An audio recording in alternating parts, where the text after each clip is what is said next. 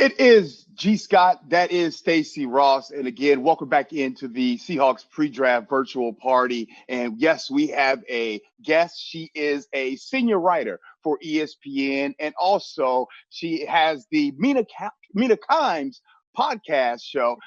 Mina, thanks for joining us. Thanks for having us. It's not.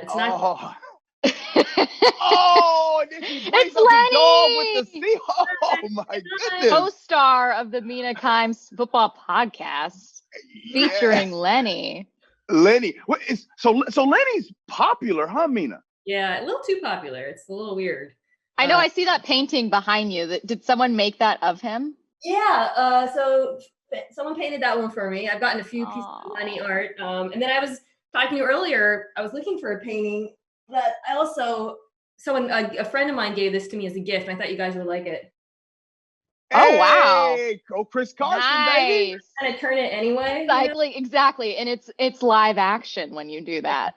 It's just like against Carolina. This is the right way. Mina, I got to tell you, you're probably part of one of the funniest shows on ESPN, highly questionable. It probably has become highly quarantined. How you been handling yourself during this time, though? What have you been up to? I mean, like y'all, I've been really busy because the NFL has been business as usual with the draft. And for me, being more of an NFL analyst than a college football analyst, it's a lot of cramming and catch up and watching tape and studying and talking to people who know a lot more about these college players than we do. We understand team needs and fits, but you kind of have to put the entire picture together for the draft. And I'm not going to lie. Today is the day when most of the time I'm like, sure, yeah, he sounds great. Day 1 and 2, it's mostly names, but after that, it gets a little hairy for some of us. Well, Mina, look, make no mistake. We in Seahawk country, we know you love the Seahawks. I'm sure you just showed us a Seahawk painting. There's a Seahawk helmet, I think, behind you right there. So how are you able to still remain this national person on ESPN, but still hold your love for the Seahawks at the same time? Well, I also have a Rams affiliation now, as Seahawks fans love to remind me. Still a Seahawks fan, though. I think, like any of my colleagues who work at ESPN, the analysts and the opinionators on our show, we tend to be harder on the teams we like than other people, right? Like, maybe not when it comes to, reffing, like calls and stuff like that, but in terms of coaching and personnel decisions, I think we can be more critical, actually, because we know the teams better than. I mean, I feel pretty confident saying I know the Seahawks better than most national analysts. Speaking of then, when you look at their picks so far, I want to know first what you thought of day 1, and then what you thought of Taylor and Lewis. Well, the funny thing is, I had actually prepped more Taylor.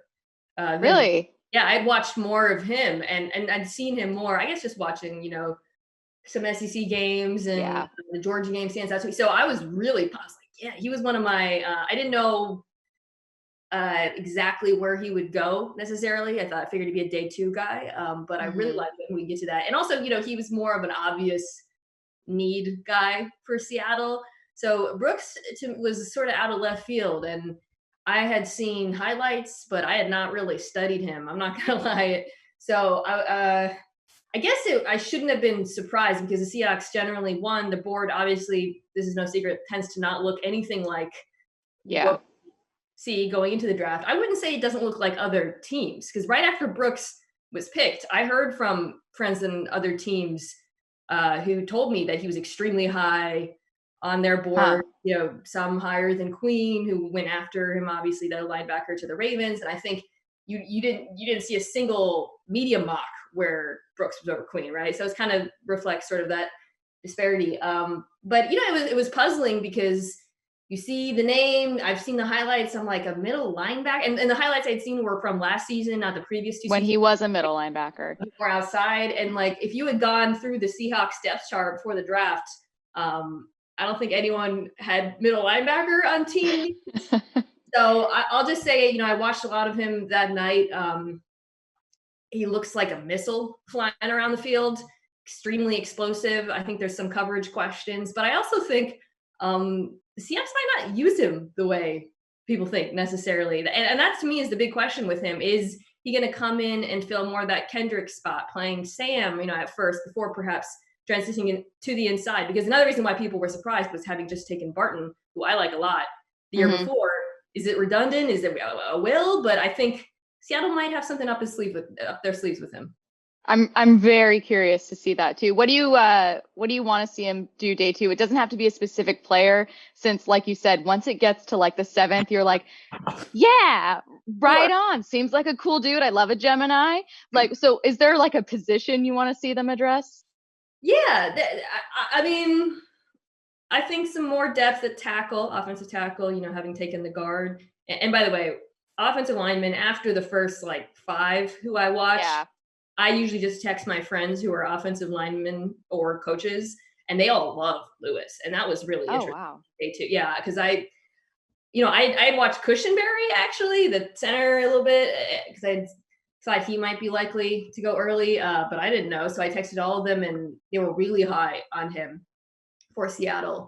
So yeah, offensive tackle is something I could see them probably adding a little bit of wide receiver depth.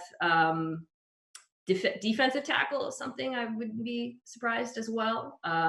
Maybe a corner. I know I'm really naming every position. This is not helpful. No, it's totally fair.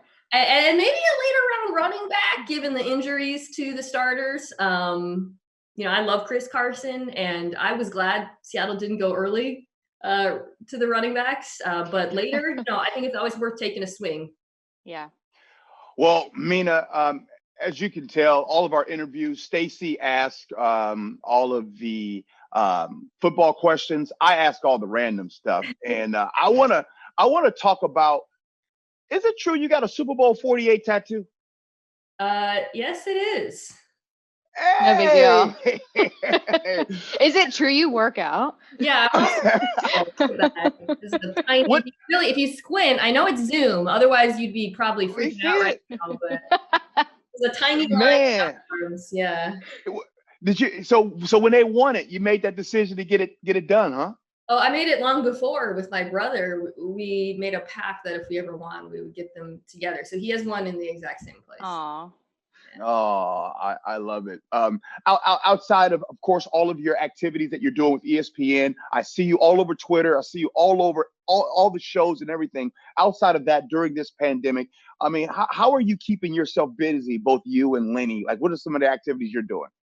I was really in the paintings at the beginning, making paintings at the beginning of the pandemic, and then I ran out of paper, and I auctioned all them off for charity, so they're all gone now. I need more paper. I'm a big crossword person. I've gotten through a few series. Watched the entirety of, I tweeted about this, Halt and Catch Fire, which I really recommend. It's a great series. Oh, it's good. It's so awesome. Good. So good. Yeah. But man, last couple weeks, it's been so much draft that I haven't had a lot of free time. So now I think it's the point where it's like, all right, the draft's over, or after today, I think then we all wait and see when is football actually going to start. Well, Mina, it's always a pleasure to have you join us. Thank you so much. Send Mina paper. Say goodbye, then. Bye, Lenny. Bye, Lenny. Bye, Lenny. All right. Hey, make sure to remember to submit your questions, your fan questions, YouTube, Facebook, and at Seahawks on Twitter. We're going to throw this thing right over to Jim Mueller right now.